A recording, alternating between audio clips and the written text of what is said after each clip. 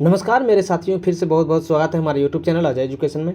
तो दोस्तों, जैसे कि आप देख रहे थे हर रोज़ की वीडियो में, आज भी इस वीडियो में आप लोग का बहुत स्वागत है कि आज का जो टेस्ट होने वाला है दोस्तों, ये 6 नंबर का टेस्ट होने वाला है। जो 17/10 का 2025 का जो टेस्ट हुआ था, आज को हम उसको जो है अच्छे तरीके से करवाने जा रहे हैं। तो जो भी हमारे इस चैनल पर नए जुड़े हुए हैं वो एक बार चैनल को लाइक सब्सक्राइब जरूर कर दीजिए, दोस्तों के पास शेयर जरूर कर दीजिए, ताकि वो भी जो है इस टेस्ट का अच्छे खासे से वो लाभ उठा सकें। तो आइए दोस्तों, शुरुआत करते हैं आज का ये इस टेस्ट का पहला सवाल से। तो दोस्तों, इस टेस्ट का पहला सवाल है, लूनर पोलर एक्सप्लोरेशन मिशन के संदर्भ में निम्नलिखित में से कौन सा कथन सही है।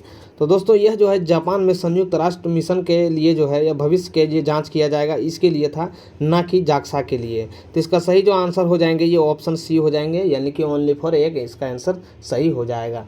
चलिए क्वेश्चन नंबर 2।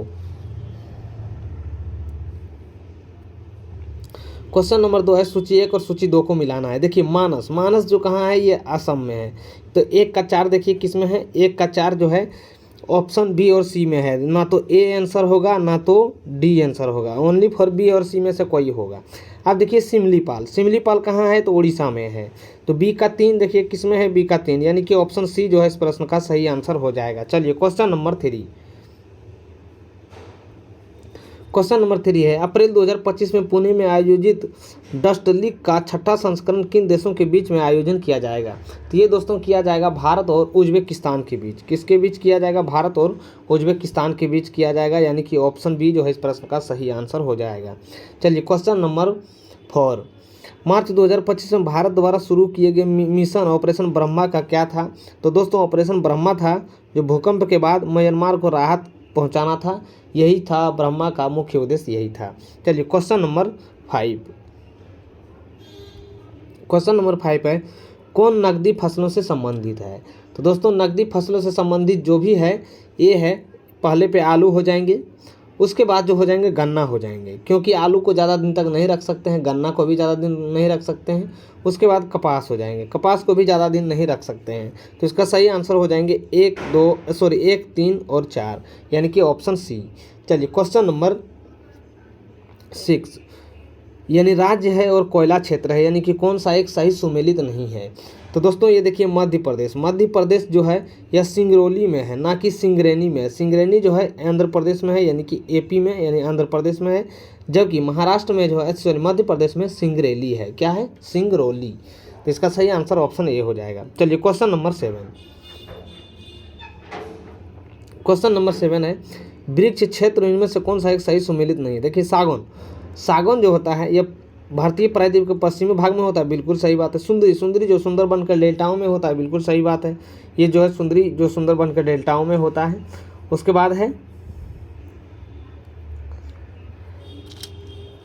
बाद आता है देवदार, देवदार जो नीलगिरी की पहाड़ियों में आता है। नहीं दोस्तों, देवदार जो आता है ये हिमालय की पहाड़ियों के अंतर्गत आता है, नीलगिरी की पहाड़ियों का अंतर्गत नहीं आता, ये हिमालय का वृक्ष है। तो इसका सही आंसर ऑप्शन ए हो जाएगा। चलिए क्वेश्चन नंबर 8, साक्सगम घाटी जो है निम्नलिखित में से कौन सा कथन है, यानी साक्सगम घाटी के संदर्भ में कौन सा कथन सही है। तो दोस्तों इसका जो है यह एक राजनीतिक महत्वपूर्ण का क्षेत्र है, यह जो राजनीतिक जो है महत्वपूर्ण का क्षेत्र है, जो पाकिस्तान के कब्जे वाले कश्मीर का हिस्सा है, बिल्कुल सही बात है। क्वेश्चन नंबर स्टेटमेंट 2 है, भारत ने इसे घाटी में चीन के द्वारा किए गए बुनियादी ढांचे को विरोध दर्ज कराया गया था। तो बिल्कुल सही है ये, यानी कि इसका सही जो आंसर बन जाएगा ऑप्शन डी बन जाएगा। 1 और 2 दोनों सही है। चलिए क्वेश्चन नंबर 9। क्वेश्चन नंबर 9 है, निम्नलिखित में से कौन सा एक स्थल रुद्र बंदरगाह है, यानी लैंड लॉक्ड बंदरगाह है। तो दोस्तों ये है विशाखापट्टनम। कौन सा है, विशाखापट्टनम है। अब बताइएगा कामराज बंदरगाह का जो नया नाम रखा गया है, ये एन्नोर का जो है नया नाम जो है, मतलब कामराज को एन्नोर का जो नया नाम रखा गया है, ये कामराज बंदरगाह रखा गया है। चलिए क्वेश्चन नंबर 10, मार्च 2025 में सरकार की मंजूरी के अनुसार नया ब्राउनफील्ड अमोनिया यूरेनियम कॉम्प्लेक्स उर्वरक संयंत्र कहाँ स्थापित किया जाएगा। तो दोस्तों ये किया जाएगा नामरूप असम में। कहाँ किया जाएगा, नामरूप असम में, यानी कि option c. Option c is the right answer. चलिए क्वेश्चन नंबर 11, कथन पर विचार करना है। देखिए इसे यूएन चार्टर के द्वारा 1945 में स्थापित किया गया था, यानी संयुक्त राष्ट्र संघ के बारे में इसको हमको चुनना है। इसका मुख्यालय नीदरलैंड में है, बिल्कुल सही बात है। यह मित्रों राष्ट्रों को विधेयक को सुनवाई करता है, बिल्कुल, यानी कि ये कथन तीनों सही है। उपर्युक्त में से किससे संबंधित है? तो दोस्तों ये है अंतर्राष्ट्रीय न्यायालय से। किससे संबंधित है? अंतर्राष्ट्रीय न्यायालय से संबंधित है, यानी कि ऑप्शन ए जो है इसका सही जवाब हो जाएगा। चलिए क्वेश्चन नंबर 12। क्वेश्चन नंबर 12 है मद्यपान और नशाखोरी के प्रतिबंध के प्रावधान सम्मिलित है। तो दोस्तों ये है राज्य के नीति निर्देशक तत्व में। किसमें है? राज्य के नीति निर्देशक तत्व में, यानी कि ऑप्शन सी जो है इस प्रश्न का सही जवाब हो जाएगा। चलिए क्वेश्चन नंबर 13। संघात्मक व्यवस्था का सर्वोत्तम रूप किसके द्वारा प्रचलित है? तो दोस्तों ये है संविधान की 7वीं अनुसूची में। कौन सी अनुसूची में है? 7वीं अनुसूची में सम्मिलित है। चलिए क्वेश्चन नंबर 14। क्वेश्चन नंबर 14 है भारतीय राष्ट्रीय कांग्रेस के किस अधिवेशन में बाल गंगाधर तिलक ने भी व्यक्त किया कि स्वराज मेरा जन्म सिद्ध अधिकार है, मैं इसे लेकर रहूंगा? तो दोस्तों ये किया था लखनऊ अधिवेशन 1916 में। इसका जो अध्यक्ष थे ये मजूमदार थे। कौन थे? मजूमदार थे। जो यह लखनऊ अधिवेशन 1916 में ही बाल गंगाधर तिलक ने कहा था कि स्वराज हमारा जन्म सिद्ध अधिकार है, मैं इसे लेकर रहूंगा। चलिए क्वेश्चन नंबर 15। क्वेश्चन नंबर 15 है मैडम भीखाजी कामा से संबंधित कथनों पर विचार कीजिए। देखिए मैडम भीखाजी कामा 22 अगस्त 1907 को जर्मनी के स्टुटगार्ट में भारतीय संविधान का मतलब जो है भारतीय स्वाधीनता का झंडा फहराया था, बिल्कुल सही है। उसके बाद है मैडम कामा दादा भाई नौरोजी की निजी सचिव रही, बिल्कुल सही बात है। मैडम कामा के माता पिता फारसी थे, बिल्कुल सही है। यानी इसका सही जो आंसर हो जाएगा 1, 2 और 3 तीनों सही है, तो इसका सही आंसर हो जाएगा ऑप्शन ए। चलिए क्वेश्चन नंबर 16। 29 जनवरी 2025 को श्रीहरिकोटा में BNS-2 उपग्रह का प्रक्षेपण इसरो के लिए कौन सा मील का पत्थर साबित हुआ था? तो दोस्तों ये हुआ था 100वां प्रक्षेपण हुआ था। कौन सा हुआ था? 100वां प्रक्षेपण हुआ था। चलिए क्वेश्चन नंबर 17। क्वेश्चन नंबर 17 है किशनगंगा और राप्तीली जल विद्युत परियोजना पर भारत और पाकिस्तान के बीच का विवाद सुलझाने के लिए किसकी मतलब तटस्थ विशेष किसकी नियुक्ति किया गया था? तो दोस्तों ये जो किया गया था ये विश्व बैंक का किया गया था। किसका किया गया था? विश्व बैंक का किया गया था। चलिए क्वेश्चन नंबर 18। 2025 में भारत के क्षेत्र में गणतंत्रता दिवस समारोह में मुख्य अतिथि कौन होंगे? तो दोस्तों ये जो हुआ था ये कौन हुआ था? ये था इंडोनेशिया का राष्ट्रपति था। कौन था? इंडोनेशिया का राष्ट्रपति था, यानी प्रबोवो सुबियांतो था। चलिए क्वेश्चन नंबर 19। क्वेश्चन नंबर 19 है जनवरी 2025 में मंझगांव डाक शिपयार्ड लिमिटेड द्वारा भारतीय नौसेना को सौंपने वाली 6ठी स्कॉर्पियन पनडुब्बी का नाम क्या था? तो दोस्तों इसका नाम था बाघशीर था। क्या था? बाघशीर था, यानी कि option D is the right answer. चलिए क्वेश्चन नंबर 20। जम्मू कश्मीर के रियासती जिलों में स्थित उधमपुर श्रीनगर बारामूला रेल लिंक जो है किस परियोजना का हिस्सा है, जो अब केवल स्टेट रेल का पुल का नाम दिया गया है?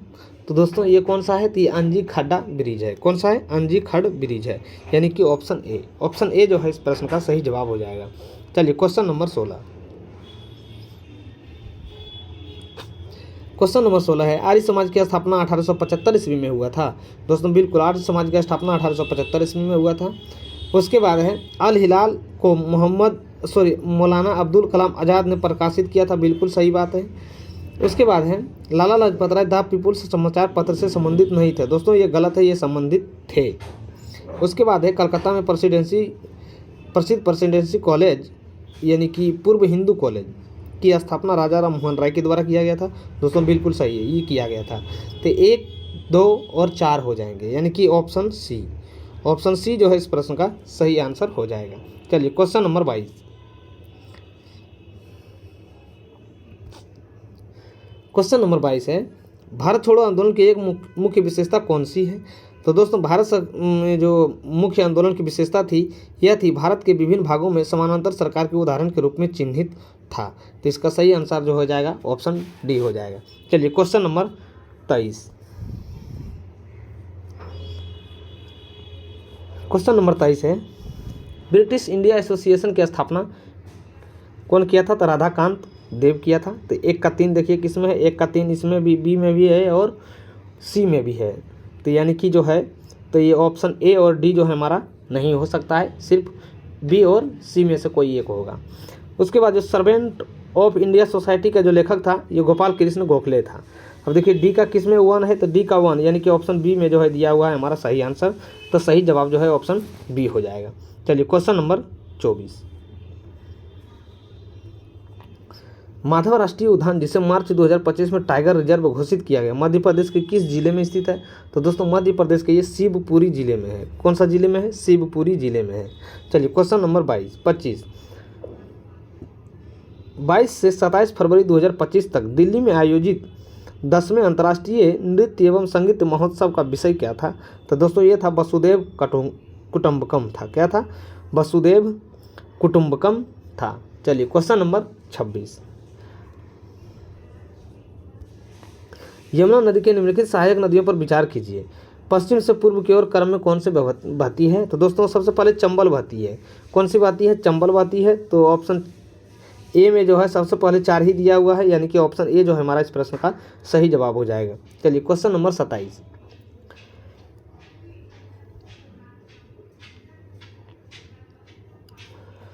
कोपेन के जलवायु विभाग के अनुसार भारत के किस भाग में लघु गर्म मानसून जलवायु पाई जाती है?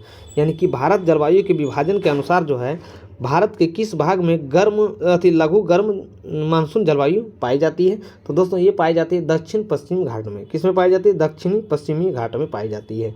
चलिए क्वेश्चन नंबर 28, क्वेश्चन नंबर 28 है, चक्रवात में वायु की दिशा होती है। दोस्तों चक्रवात में जो वायु की दिशा होती है दोस्तों ये सुई के उत्तरी गोलार्ध और दक्षिणी गोलार्ध में होती है। कब तो होती है? उत्तरी गोलार्ध और दक्षिणी गोलार्ध में होती है, यानी कि ऑप्शन बी जो है इस प्रश्न का सही आंसर हो जाएगा। चलिए क्वेश्चन नंबर 29, क्वेश्चन नंबर 29 है, सूची को मिलान करना है। अब देखिए अरावली पर्वत जो है यह एक अवशिष्ट पर्वत है, यानी 1 का 2 सिर्फ ऑप्शन बी में ही मिल रहा है, यानी हमारा बी जो है इस प्रश्न का सही आंसर हो जाएगा। चलिए क्वेश्चन नंबर 30 है, अंतर्राष्ट्रीय तिथि रेखा के संबंध में कौन सा कथन जो है सही है? तो देखिए अंतर्राष्ट्रीय तिथि रेखा के बारे में जो हमको कथन सही निकालना है, आइए देखते हैं कौन सा कथन सही है। तो दोस्तों ये जो इसका स्टेटमेंट पढ़ेंगे उसके बाद समझ में आएगा कौन सा कथन सही है। अब देखिए यह एक काल्पनिक रेखा है दोस्तों, यह एक काल्पनिक रेखा नहीं है। बेरिंग सागर में यह रेखा पश्चिम की ओर मुड़ जाती है दोस्तों, ये भी नहीं है। अब देखिए ऑप्शन सी हमारा सही बन जाएगा। कैसे बन जाएगा? क्योंकि 75 डिग्री उत्तरी अक्षांश पर यह रेखा पश्चिम की ओर मुड़ जाती है, यानी कितने डिग्री पर मुड़ जाती है? तो 75 डिग्री उत्तरी अक्षांश पर यह रेखा जो है पश्चिम की ओर मुड़ जाती है। चलिए क्वेश्चन नंबर 31, क्वेश्चन नंबर 31 है, कथन पर विचार कीजिए।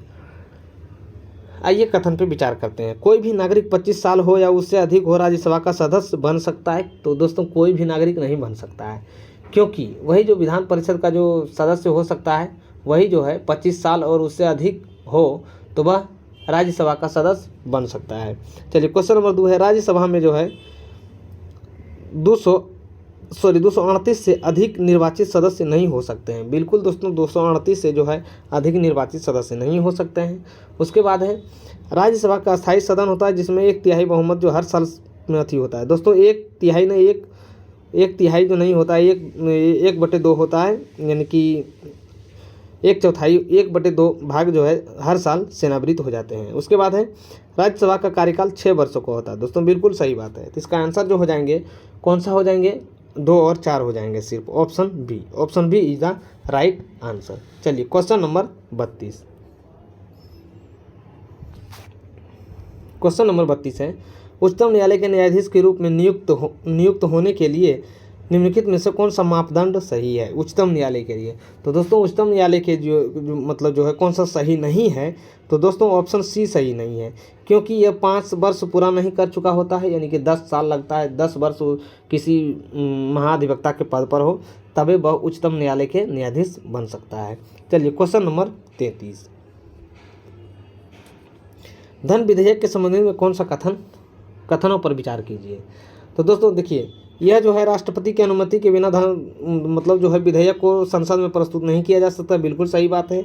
उसके बाद जो यह केवल लोकसभा में ही प्रस्तुत किया जा सकता है, राज्यसभा में नहीं। धन विधेयक को केवल लोकसभा में ही प्रस्तुत किया जा सकता है। यदि राज्यसभा 14 दिन के भीतर जो है धन विधेयक को लोकसभा में वापस नहीं करता है तो यह मान लिया जाता है कि यह दोनों विधेयक के द्वारा पारित हो गया है। बिल्कुल सही बात है दोस्तों। तो 1, 3 और 4 हो जाएंगे, यानी कि ऑप्शन सी जो है इस प्रश्न का सही जवाब हो जाएगा। चलिए क्वेश्चन नंबर 34, निम्नलिखित कथनों पर विचार कीजिए नीचे दिए गए कोट पे। देखिए, राज्य वित्त आयोग एक संवैधानिक निकाय है दोस्तों, बिल्कुल सही बात है, संवैधानिक निकाय है। उसके बाद है संघीय वित्त आयोग पंचायत की वित्तीय सहायता देने के लिए प्रस्तुत करती है दोस्तों, बिल्कुल सही बात है, लेकिन इसकी एक व्याख्या नहीं करती क्योंकि ये राज्य वित्त का आयोग के बारे में किया गया है, ये संघीय वित्त आयोग के बारे में कहा गया है। तो इसका सही जो जवाब हो जाएगा ये ऑप्शन बी हो जाएगा। Option b is the right answer. चलिए क्वेश्चन नंबर 35,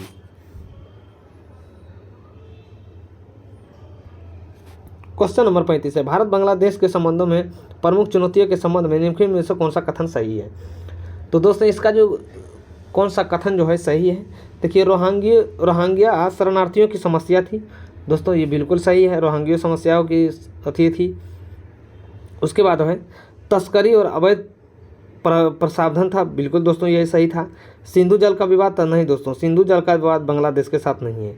चीनी हस्तक्षेप में वृद्धि था दोस्तों, बिल्कुल ये भी सही, हाँ ये जो है सही हो जाएंगे। 4 जो है चीनी हस्तक्षेप में वृद्धि हुआ था, बिल्कुल दोस्तों, तो इसका सही आंसर हो जाएंगे 1, 2 और 4, यानी कि ऑप्शन ए जो है इस प्रश्न का सही आंसर आप बना लीजिएगा। चलिए क्वेश्चन नंबर 36, क्वेश्चन नंबर 36 है, निम्नलिखित मूल्यों में कौन सा एक विशेषता भारत के संविधान की प्रस्तावना को प्रस्थापित नहीं करता है।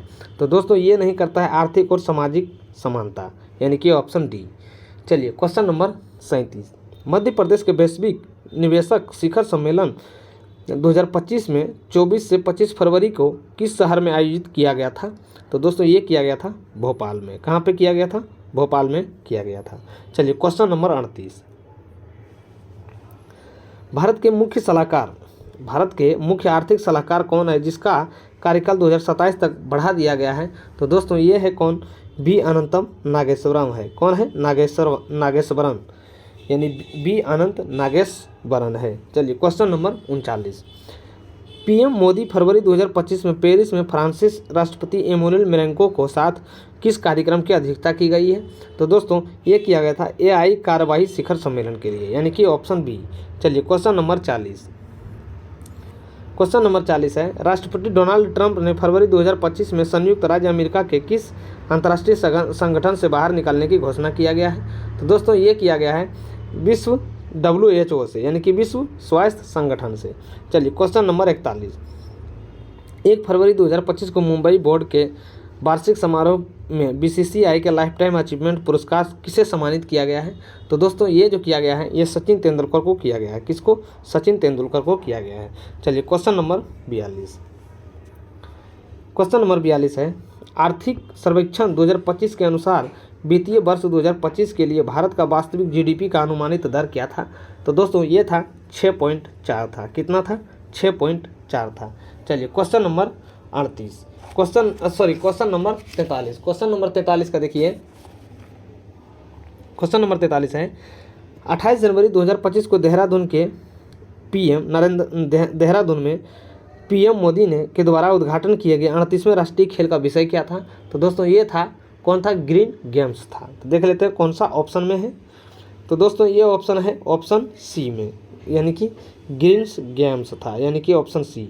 Option c is the right answer. चलिए क्वेश्चन नंबर 44, भारत पोर्टल का प्राथमिक उद्देश्य क्या था। तो देखिए दोस्तों ये था आपराधिक जांच के लिए अंतर्राष्ट्रीय सहयोग को बढ़ावा देना, यानी कि ऑप्शन बी। चलिए क्वेश्चन नंबर 45, भारत विभाजन के बारे में निम्नलिखित में से कौन सा कथन गलत है।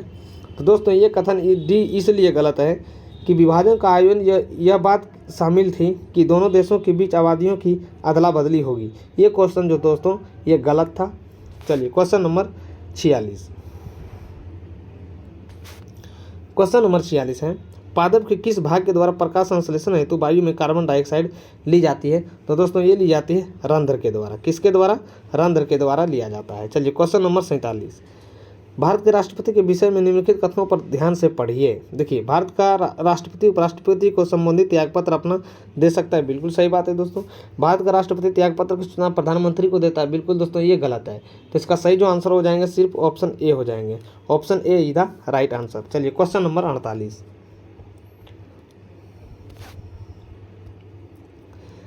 कौन सा एक अशोक का अभिलेख परंपरागत दृष्टि से गौतम बुद्ध का जन्म लुम्बिनी में हुआ था? यानी कि अशोक के किस शिलालेख में जो है, किस अभिलेख में यह पता चलता है कि गौतम बुद्ध का जन्म लुम्बिनी में हुआ था? तो दोस्तों ये मिलता है रुमिनदेई स्तंभ में। किस में मिलता है? रुमिनदेई स्तंभ में, यानी कि ऑप्शन डी में। चलिए क्वेश्चन नंबर 49, संस्कृत के कवि और नाटककार कालिदास का उल्लेख हुआ है? तो दोस्तों इसका जो उल्लेख हुआ है यह पुलकेशिन द्वितीय के ऐहोल अभिलेख में हुआ है। किस में हुआ है? पुलकेशिन द्वितीय के ऐहोल अभिलेख में हुआ है।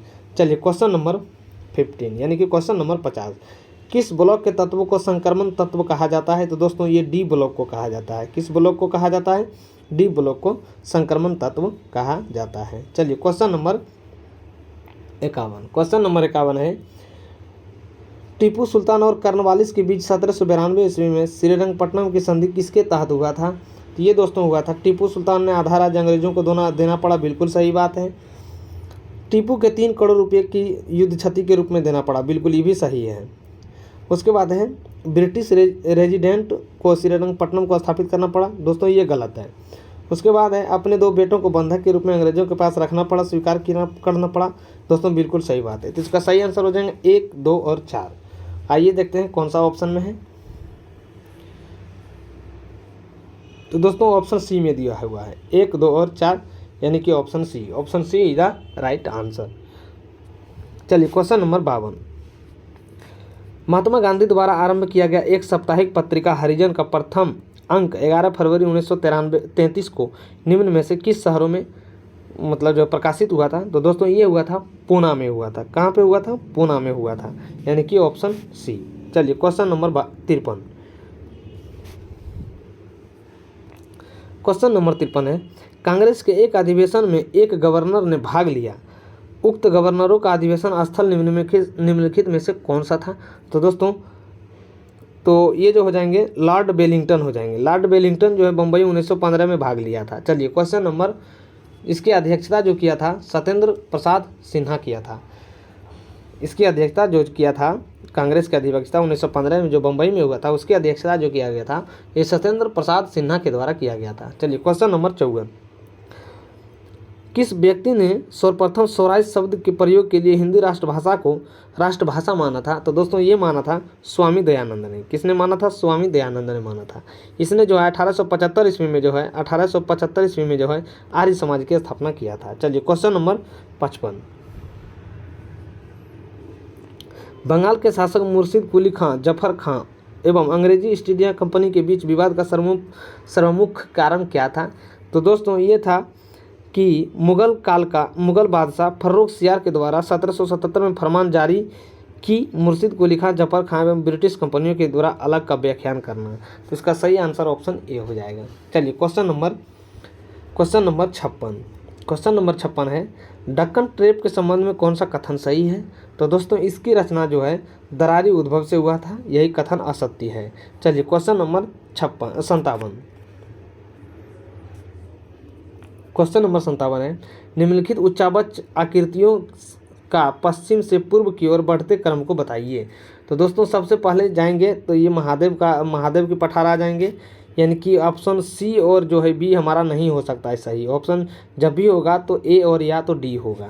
उसके बाद जो जाएंगे दोस्तों ये मेघालय के पर्वत चले जाएंगे। कहाँ चले जाएंगे? मेघालय पर्वत चलेंगे, एक के बाद दो, यानी एक के बाद दो जो है हमारा सिर्फ ऑप्शन ए में ही देख रहा है, तो सिर्फ जो है चुपचाप इसका ए आंसर करके जाएंगे। चलिए क्वेश्चन नंबर 58, क्वेश्चन नंबर 58, निम्नलिखित में से कौन सा कथन गोदावरी नदी के संदर्भ में असत्य है? तो दोस्तों गोदावरी नदी के संदर्भ में जो असत्य है यह जो है महाराष्ट्र, आंध्र प्रदेश और उड़ीसा राज्यों में प्रभावित होती है। दोस्तों यह जो है बिल्कुल गलत है। चलिए क्वेश्चन नंबर 59, दलहनी फसलों को संतुलित खाद का अनुपात क्या होता है? तो दोस्तों ये होता है 1:2:2। क्या होता है? 1:2:2 होता है। तो इसका सही जवाब जो हो जाएंगे दोस्तों ये हो जाएंगे ऑप्शन सी। ऑप्शन सी जो है इस प्रश्न का करेक्ट आंसर हो जाएगा। चलिए आइए क्वेश्चन नंबर 60, क्वेश्चन नंबर 60 में देखते हैं।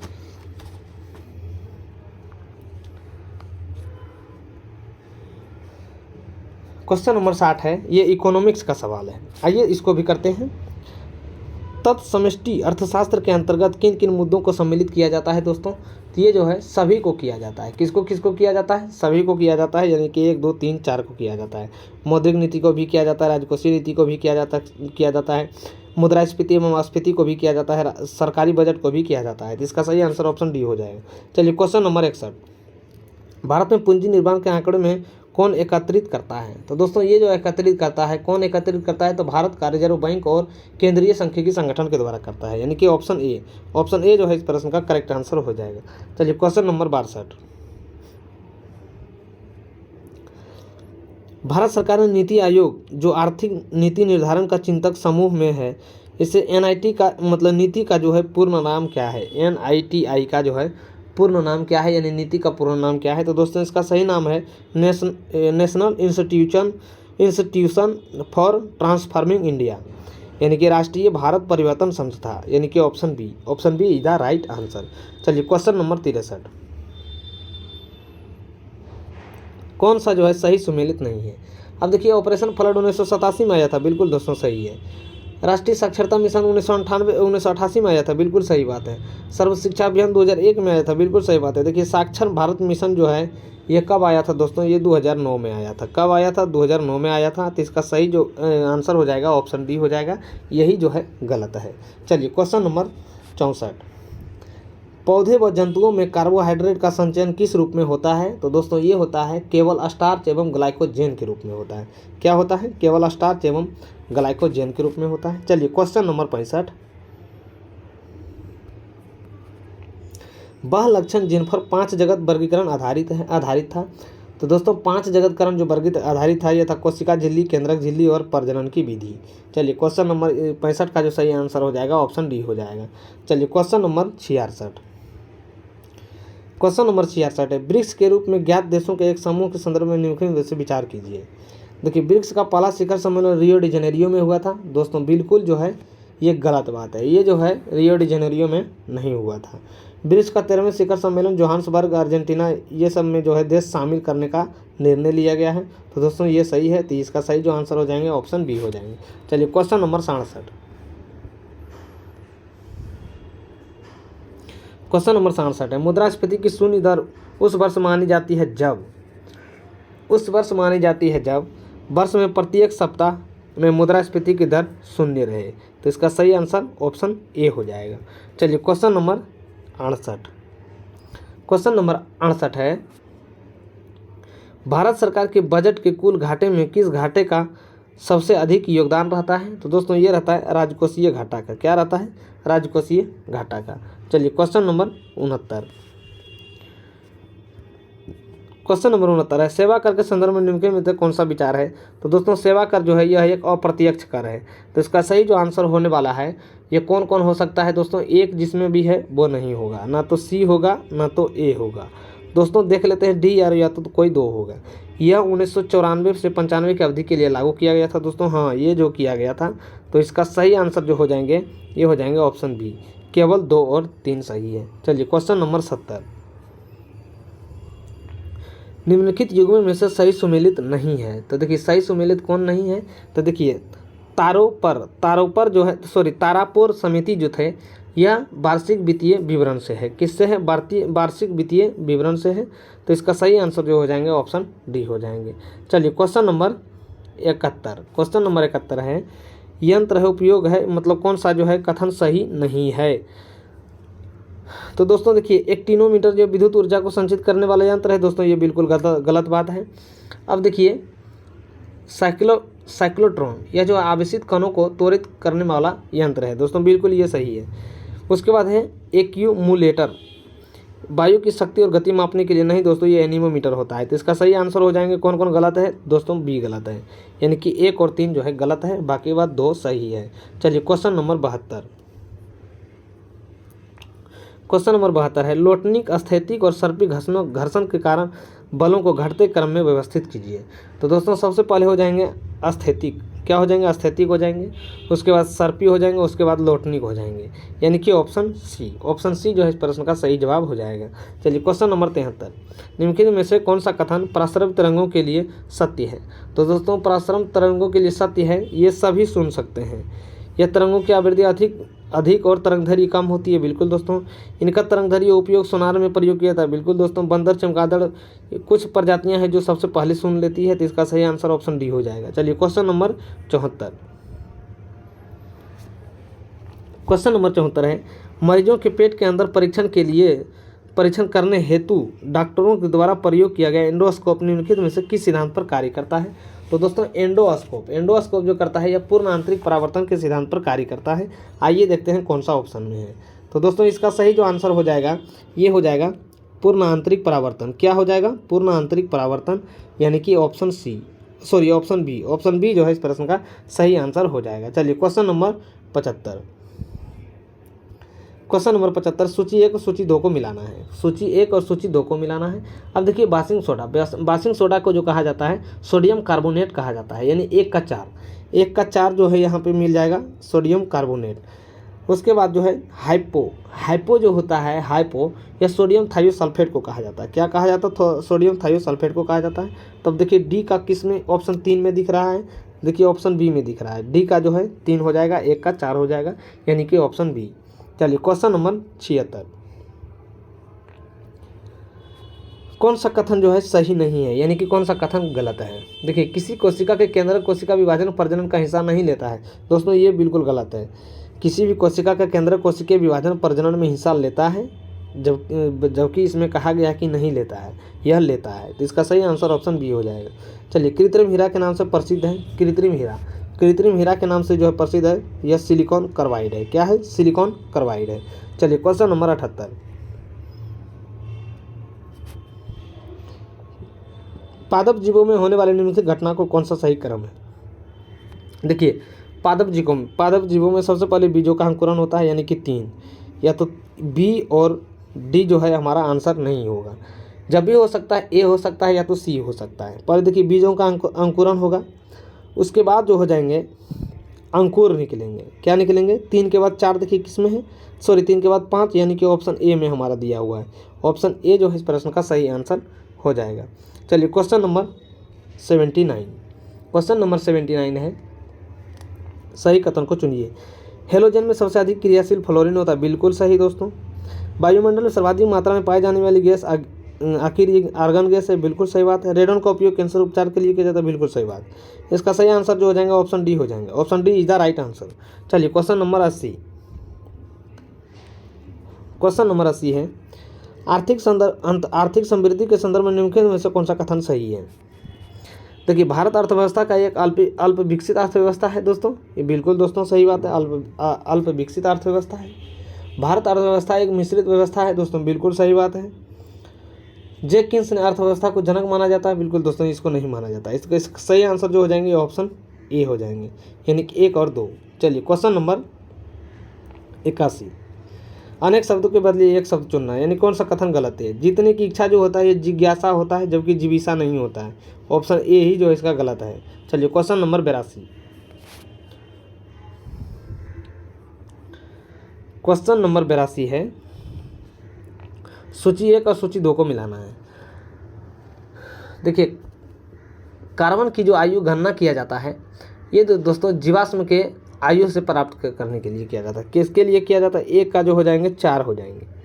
उसके बाद जो दोस्तों होता है यूरेनियम लेड आयु का जो ज्ञात किया जाता है दोस्तों, ये जो किया जाता है ये पृथ्वी की एवं चट्टानों की आयु ज्ञात किया जाता है। किसको किया जाता है, पृथ्वी की आयु एवं चट्टानों को ज्ञात किया जाता है। 1 का 4, बी का 3। उसके बाद जो दोस्तों पोटेशियम आर्गन वायु जो होता है यह जो है भूगर्भिक चट्टानों को आयु ज्ञात करने के लिए किया जाता है। डी का जिसमें 1 होगा वही हमारा आंसर हो जाएगा, यानी कि ऑप्शन ए जो है इस प्रश्न का करेक्ट आंसर हो जाएगा। चलिए क्वेश्चन नंबर 83, सूची 2 और सूची 1 और 2 को मिलाना है। एड्रीनलिन, एड्रीनलिन जो होता है यह गुस्सा और डर से संबंधित है, बिल्कुल सही बात है। एस्ट्रेजोन जो होता है यह महिलाएं से संबंधित है, किससे? महिलाएं से। इंसुलिन, इंसुलिन जो होता है किससे संबंधित है दोस्तों? तो ये है साथी संगति यानी कि गंध ग्रहण की, यही सब के लिए है। तो एक का एक देखिए किस में दिया हुआ है, और उसके बाद बी का 3 हो जाएगा, एक का 1, बी का 3, उसके बाद सी का 2, उसके बाद सी का 2, यानी कि ऑप्शन मेरा जो सही हो जाएंगे ये ऑप्शन बी हो जाएंगे। ऑप्शन बी जो है इस प्रश्न का करेक्ट आंसर हो जाएगा। चलिए क्वेश्चन नंबर 4 को देखते हैं, क्वेश्चन नंबर 84 को देखते हैं। किन रोगों से पीड़ित व्यक्तियों को नेत्रदान नहीं करना चाहिए? तो दोस्तों ये एड्स हो जाएंगे, रेबीज हो जाएंगे, हैजा हो जाएंगे, धनुस्तंभ हो जाएंगे, हेपेटाइटिस हो जाएंगे, यानी कि इनमें से सभी। ऑप्शन डी जो है इस प्रश्न का करेक्ट आंसर हो जाएगा। चलिए क्वेश्चन नंबर 85, कौन सा शारीरिक अंग श्वसन क्रिया का भाग नहीं है? तो दोस्तों ये जो है बोहमन संपुट जो है ये किडनी से संबंधित है। बाकी वो श्वास नली, डायफ्राम, श्वासनी, ये सब जो है हमारे श्वास अंग से संबंधित है। चलिए क्वेश्चन नंबर 86, कथनों पर विचार कीजिए। बड़े पैमानों पर अवसादन थिकनर में किया जाता है। दोस्तों बिल्कुल सही बात है, थिकनर में किया जाता है। वर्गीकीकर्ता अलग घनत्व को कणों को छांटता है, बिल्कुल दोस्तों सही है। इसका सही आंसर ऑप्शन ए हो जाएगा। ऑप्शन ए जो है इस प्रश्न का सही आंसर होगा। चलिए क्वेश्चन नंबर 87, मस्तिष्क में कौन सा भाग रक्तचाप को नियंत्रित करते हैं? तो दोस्तों ये करते हैं पॉस, मेडुला और सेरिबेलम। क्या करते हैं? पॉस, मेडुला और सेरिबेलम। देखिए खोपड़ी तो नहीं करेगा, रीढ़ की हड्डी होगा तो इसमें तो करेगा ही नहीं, इसमें भी रीढ़ की हड्डी, इसमें भी करेगा नहीं, तो इसका सही आंसर ऑप्शन बी हो जाएगा। चलिए क्वेश्चन नंबर 88, क्वेश्चन नंबर 88 है, उनमें से किस समूह में सभी जैव निम्नीकरण वस्तुएं शामिल हैं? तो दोस्तों ये है घास है, लकड़ी है और प्लास्टिक है। कौन है? घास, लकड़ी और प्लास्टिक। चलिए क्वेश्चन नंबर 89, क्वेश्चन नंबर 89 को देखते हैं।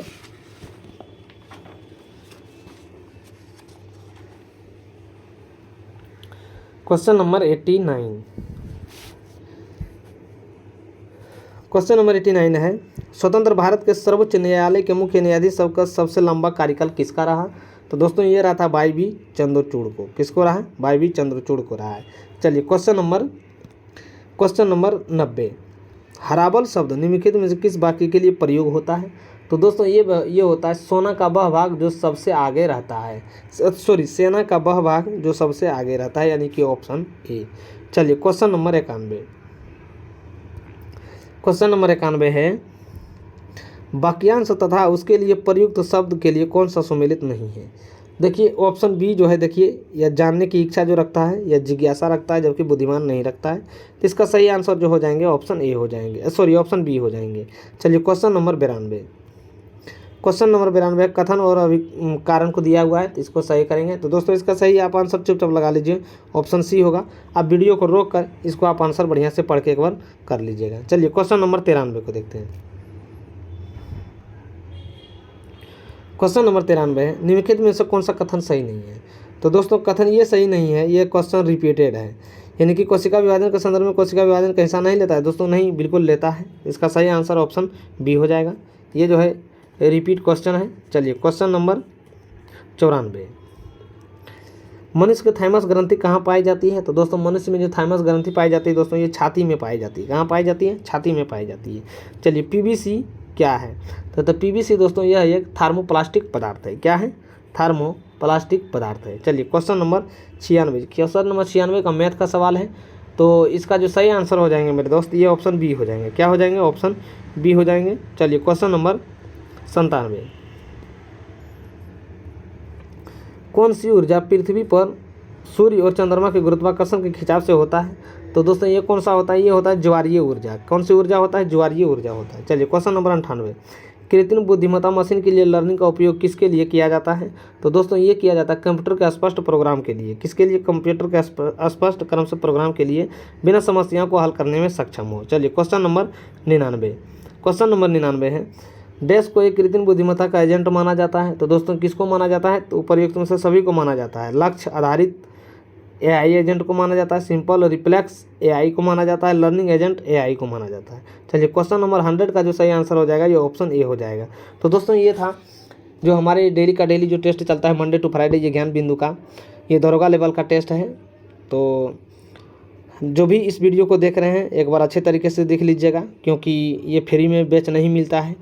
ये जो भी पैसा देके यानी पेड कोर्स करके लिए हैं उसी के लिए ये अवेलेबल है। तो हम जो है हर मतलब जो अभी हमारे गरीब स्टूडेंट होंगे, जो भी हमारे कमज़ोर स्टूडेंट होंगे, जिसके पास पैसा का अभाव होता है, उसके लिए हम फ्री पे जो है यूट्यूब पे इसका कंटेंट देते हैं। तो एक बार ज़रूर से ज़रूर यूट्यूब पे जाके देखिए। तो फिर दोस्तों मिलते हैं नेक्स्ट टेस्ट में, तब तक के लिए धन्यवाद।